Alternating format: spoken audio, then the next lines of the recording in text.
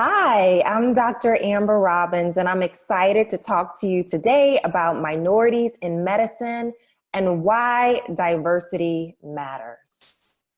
Just to tell you a little bit about me, I am a board certified family medicine doctor. I'm also the owner of Camellia Wellness Lifestyle Medicine Clinic, the co-founder of Women in White Coats, womeninwhitecoats.com, and then the owner of A. Robbins Nest Publishing Company. And other than that, I don't have any other disclosures. So let's get into it. So I love to talk with people about this topic and start with this quote. So strength lies in differences, not in similarities. And the reason why I think that this is so important is because a lot of times whenever we think about our differences, sometimes we think about, oh, we have so many different cultures, so many different stories, so many different views. And it takes a lot of energy that you put forward to be able to take all of that in, to be able to figure out what the differences may be, to be able to even say, wait a minute, this isn't similar to how I've been doing things all these different years, and now you want me to do something else? So with that change, a lot of times people kind of step back or are resistant to it. But I would like to invite you in this moment to realize that we are building your strength. We are building something that's in you that can grow even more, something you can pass on to others, and know that your strength, our strength, lies in our differences and not in our similarities. And you'll see that through this. Now, how do we learn about our differences? The way that I love to do this, and it may have been something that has grown in me over time, with me loving to read books, telling stories, and then even on my journalism side, me being in journalism as well, knowing that everyone has a story. And that is where we learn about our differences. That is where we learn about our uniqueness. And that's also where we learn about our similarities. And so I find that it's important, even in this moment, to think about what your story is. And then also think about all the stories that you've heard from different patients, from family members who may talk to you about their medical conditions, whether you want to know or not. Or, you know, even a stranger on the street that you may meet while you're at dinner with your family. Each and every person has a story, and each and every person has shared experiences as well as different experiences. And what I find when I talk with people about their stories, whether it be writing a news article about it, or even simply saying, oh, let's write a blog article, I find that a lot of that, the power of storytelling, once they tell their story, is to know that they're not alone. So someone who may be reading something in a book, they find that, hey, this is something that resonates with me. I'm not the only one who has experienced this. This is something similar to what you've experienced. And it brings us together, and it creates a sense of connectedness. And so whether you're coming from a different culture, whether you're coming from a different background, whether you're coming from a different state, because I'm noticing as I move around, different states do different things. You know, there is the power in connecting through our stories. And there is power that comes when you learn about different backgrounds that really, really can catapult you and unleash your mind to really a lot of different impossibilities. And so I'd like to talk about this when it comes into medicine, because a lot of times we don't necessarily connect that, right? Of course, we know about taking our patient's history. We know about that being the important thing you need to do in order to find a diagnosis. But a lot of times we don't necessarily put together why stories are important outside of that. When a patient comes in to see you, you know, a lot of, even when we're on the street meeting people, but particularly when a patient comes to see you, they have their first impression, whether you will be able to get their story or not. And a lot of times that impression may come from skin color. It may come from, will you be able to speak the same language as me?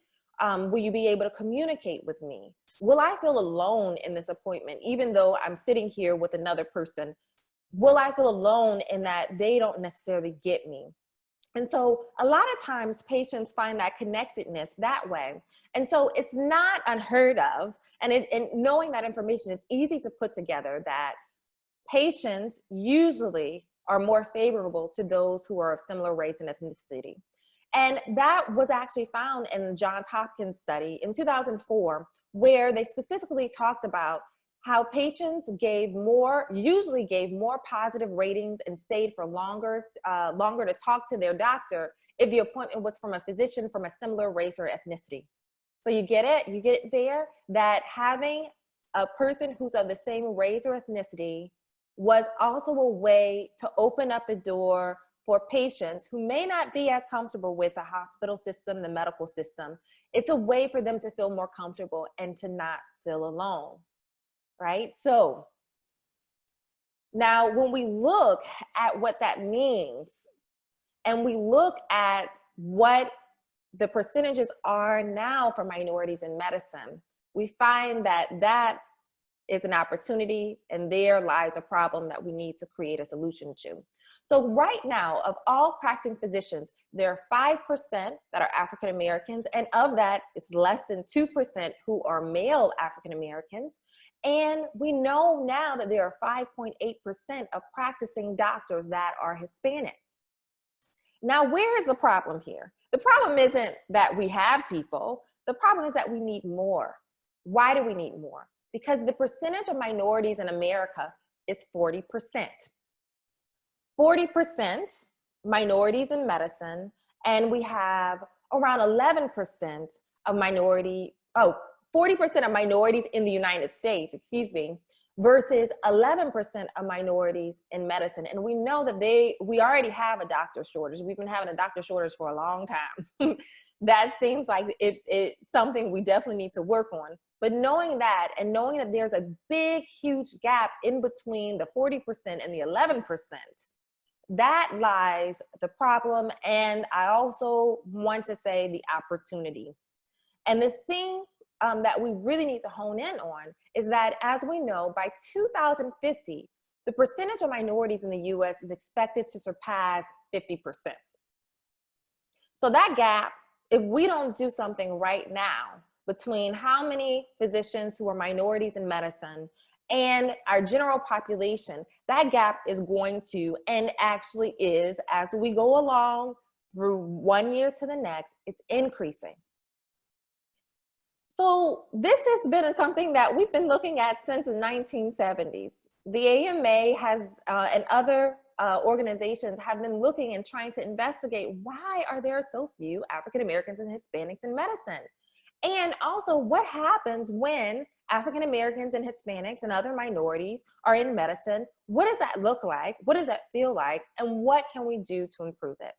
And I am grateful that they were able to have the forethought to look into this in the 1970s and continue to look into this, because from that, a lot of programs have actually come about. And I want to talk about a couple of those programs. And yes, I was in these programs, so I can tell you, yes, they exist and they work. So for me, I'm from Louisiana. And I went to undergrad at Xavier University of Louisiana, located in New Orleans. Now, my experience in college was a wonderful experience. It was actually a year after, a year after Hurricane Katrina. So even that experience of being in a place that was rebuilding was wonderful, because I was able to be a part of the bigger picture of what New Orleans is, what Louisiana is, and grow and have a lot of personal growth from that. Well, during my freshman year at Xavier University, I applied to medical school.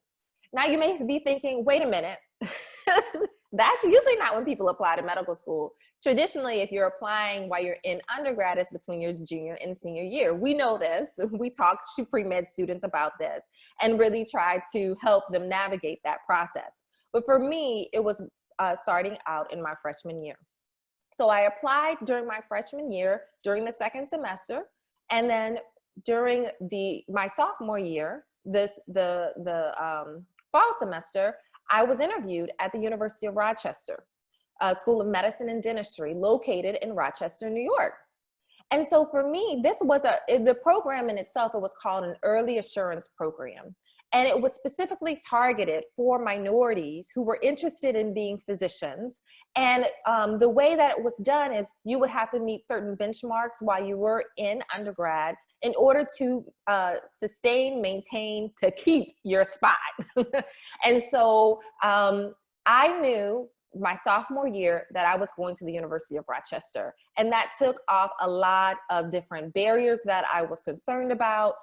It took a lot of pressure that naturally happens when you're applying to medical school. I knew very early on that I would be going to the University of Rochester for medical school. And between my junior and senior year of college, I also participated in a summer program at the University of Rochester. Now, why was it so valuable? This was valuable because I was able to create and forge a relationship with people at the University of Rochester very, very early on within my academic career. I was able to talk with them, ask them questions, have them help me facilitate how to get through certain things, even in undergrad, to prepare me for medical school. This was so valuable. And even while I was in medical school, the first semester, I was able to get private tutoring to help and make sure that I would be successful within the University of Rochester.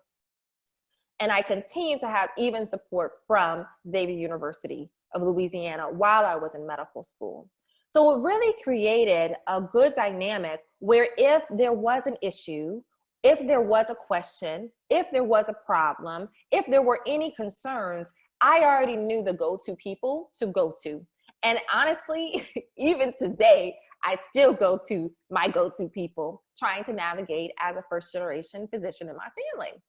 Now, that was one program, the Early Assurance Program, that was at Xavier University and also was at other institutions throughout the United States. It takes a little searching for it, but there are other institutions. My husband also went to Hampton University and had a similar relationship with Boston University. So there are programs out there that exist similar to this. Another program, though, that I also participated in is the Summer Medical and Dental Education Program. Now, this is a program that has different sites throughout the country, and the job of the student is to apply to many programs. They get selected for a particular program if they meet the guidelines and criteria.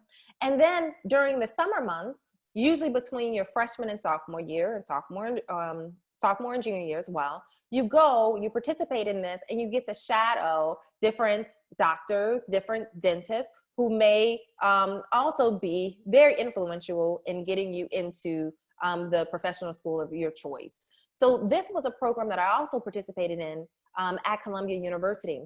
And again, the reason why I want to talk about these pipeline programs is that this is the way that we have over time found to be helpful in getting minorities into medicine. A lot of my colleagues have either been from Xavier University of Louisiana, which is one of the top undergraduates to get minorities into medicine, or they've been my colleagues from the SMDEP program. And it created a huge network of minorities who are all having the same purpose of getting into medicine, and for SMDEP also getting into dentistry. Now, even with these pipeline programs, as we know, we still have a gap, right? Going back to what we were talking about before, that 11% of minorities in medicine. And what has been found is that today, because that was then, right, in the 1970s, this is now, we still find that the gap is there, and for some demographics, it's increasing. Now, the AAMC in 2015 had a report that talked about how with the numbers of Black males matriculating to medical school, they found that that's not exceeding those from 1978. 1978. That there is an expansion, even though they had an expansion of medical schools from that time, the gap of having minority Blacks, males in particular, has gotten worse. And so this has led to different movements, Black men in white coats, different questions that come up of what we can do to really strengthen the pipeline instead of it being a leaky pipeline, and getting more Black males into medicine. it is not only important for our patients, but I like to also argue that it's important for the Black physicians who are already in medicine, who may need mentoring and also a support group to be able to go through what we go through in society and within the culture of medicine. Now, in society right now, we are talking about a lot about Black Lives Matter, the hashtag say their names, so many things now in our current day, where we hear a lot about George Floyd and Breonna Taylor and Ahmaud Arbery. So many things that are happening outside of medicine that then trickle into our offices, our hospitals, and are really the impetus to a lot of conversations that we're having within our medical schools, with our medical students who are concerned about what's going on in society and want to be able to do more.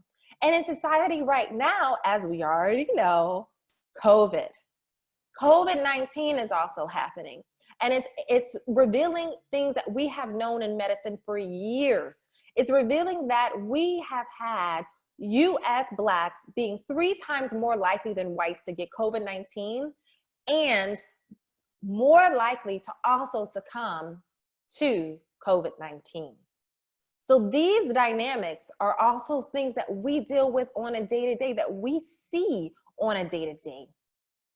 And a lot of times I ask, what can I do? There's so much going on. What can we do today? And a lot of times we're like this person in the picture, we just shrug our shoulders. We don't know. It's so many things that are going on right now. But what can we do today? So today I'm going to talk to you about the solution, or some solutions we can work on, even though we may have that gap between minorities in the US and the number of minorities in medicine. There is importance that comes into looking at cultural sensitivity. There is importance to know about that, especially as it's time when there is so much that both our patients as well as all of us in medicine are dealing with. And so I like to urge us to think about some of the language of cultural sensitivity and some of the things that, you know, I think would be very helpful in order for us to reflect on. And that's being self-aware, accepting cultural differences, dynamics of difference, cultural knowledge, and being able to adapt to diversity. So being self-aware, I love to talk about this because a lot of times we get so busy in the day-to-day that we don't necessarily take time to think about what we are going through, and we're not necessarily able to be aware of our biases. Sometimes it's like, okay, I need to see this patient. Okay, that was done. Let me go see the next patient. That was done. And it becomes more of a checkbox than necessarily you being able to experience that time with a patient or that time with even a colleague. And so taking the time to be self-aware. With my medical students in the past, I would tell them to write down some things about themselves. And I ask you to do the same thing right now. Take a white sheet of paper, and I want you to write down the things that people see who you to be, right? So for me, I can write down that I'm an African-American female. I am African-American with darker skin. I am a woman. I am 5'8". So writing those different descriptors of what people see you as. And then what I want you to do is on the other side of the paper, write down who you really are. Those intricate things that may come to your mind that your friends may say or that you may say about yourself. For me, I can say, you know, I love people. I am a giver. I enjoy teaching. I enjoy connecting with people. Now, what people see on one side is different than what you actually are. And so what people see is their perception, and it also includes their biases. But then you turn the paper over and you see who you really are. A lot of times we don't take that time to be self-aware for other people and who they look like or what they look like on the outside versus turning over the paper and looking a little deeper in who they are. And being able to be self-aware of some of those biases is important. Sometimes they're not necessarily things that we can pick up in ourselves. Other times they're things that may trip us up, because it might create some hostility, an argument with a coworker because you're on two different pages and not understanding what's going on. It may create a sensitive spot when you talk with patients and you realize that you have a bias or you have a stereotype. But being able to take that sacred time to be self-aware is very important. And also with that is also knowing that the way that we do things, or the way that you do things, or the way that your cousin or your patient does things, doesn't mean that it's not a good thing. It doesn't mean that it's something that won't work. A lot of times, especially when I join a practice or when I join a different group, there is a culture there. The culture is something that you have to figure out if you fit in, right? Sometimes when you're entering a group, entering a club, entering even a business, you have to figure out, do you feel comfortable in this culture? The thing is, with people and with our patients, we may not feel comfortable with their culture. That's not something that you have to do. I'm not asking for you to feel comfortable. I'm asking you to accept that how you do things, what you see, what you think is not necessarily global, and that we have in our differences power that really can help us get to the next level. It really can help us figure out problems, even in medicine, that we've had for years. It's important to be able to accept those cultural differences, and then from there, be able to figure out the dynamics. The dynamics of difference is a way that we can work together to be able to acknowledge that we don't think similarly, that we have uniqueness that comes from all our communities, from all our cultures, and that we'll be able to come together and really make changes. And so in order to do that, you have to be able to know what those differences are. You have to be able to understand what's going on behind the scenes, and you have to be able to understand what's going on in your brain to figure it out. And so from there comes cultural knowledge. Cultural knowledge is your toolkit that you can go into when you better understand how to approach and be able to implement cultural sensitivity. A lot of times, I don't like to broad brush cultures. Like we started off with, everybody has their story. In that story, they created their own culture. It doesn't matter if you're talking to one person who's African American, one person who's Hispanic, another person who's Indian, and then you talk to other people within those same groups. It doesn't mean they have a similar culture. They may have similar overall cultures, but it doesn't mean that it's the same. And being able to know that and just keeping that in your toolkit of what that means, what culture really means, and having knowledge of, okay, in the African American culture, we love to talk and be able to be around food when we're having certain discussions, or we're able to celebrate with each other. That's something that we like to do, but it doesn't mean that it's everybody. So being able to put all those things together in your toolkit of having cultural knowledge, and then also being able to adapt.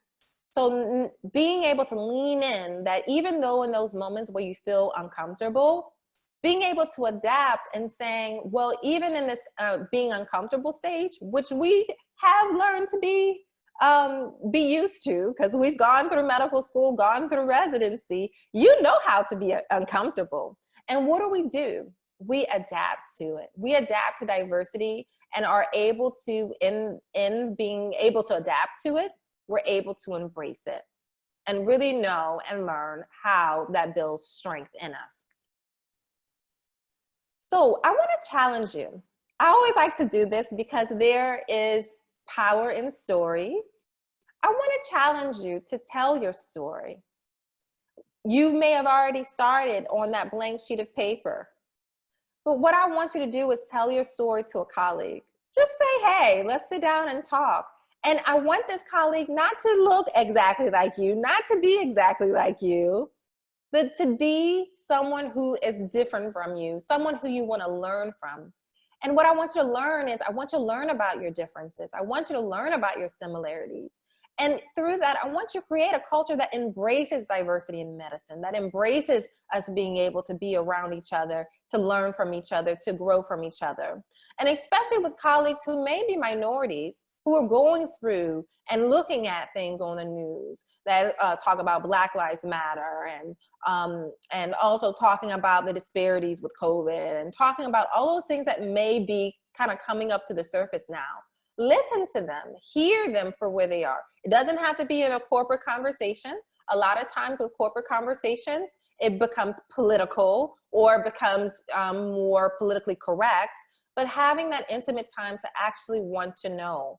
There is so much that comes with that. I've had a lot of great relationships that have come from having the conversation of, hi, I just want to know more about how you feel and what you're going through. That is special to me. That's special time. So I challenge you to do that today. And I also challenge you to advocate for more minorities in medicine, not only for us as a culture in medicine who are colleagues, but also for our patients who may feel more comfortable with those who are of the same background as them. That gap between what we have in our US, the 40%, and the number of minorities in medicine, and the 11% that we currently have, we need to do better. And these conversations allow us to understand ways to do that. So there is power in your story. There is power in our story. And I want you to be able to embrace that, take that. We're all superheroes with powers, and those are our stories. And with that, I want to thank you for allowing me to talk with you about this intimate topic. It's one that's very close to my heart. And I hope that you were able to gain some pieces of knowledge, some pieces of insight that you'll carry with you. Here's my email address. Oh, I see a mistake here. So it's dramberrobbins@gmail.com. So not with extra M. So if you would like to contact me, feel free to do so. I would be happy to talk with you. I'll be happy to present at your institution if you'd like, to talk about this very, very important topic. Thank you so much again.